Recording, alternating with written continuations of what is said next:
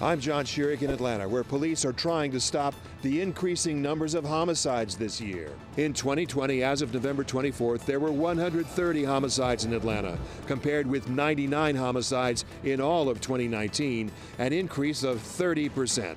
Partly, they believe, because of the pandemic, job losses, money worries, evictions, police increasing patrols in targeted neighborhoods, increasing community policing, and working with the courts to keep offenders locked up to try to bring more peace to the streets in 2021.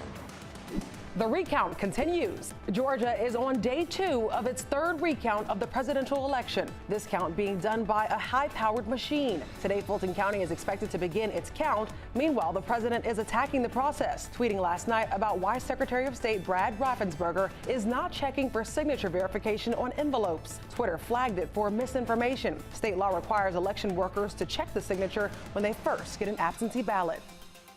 I'm Tracy Potts. President-elect Biden could get his first classified intelligence briefing today. The White House has approved it. He also told NBC exclusively he has not yet spoken with President Trump. He has introduced his national security team, and together they are presenting a united front against President Trump's America First policy, saying it's important for the U.S. to get back to working with our allies and other countries. President-elect Biden saying he has already spoken with 20 world leaders.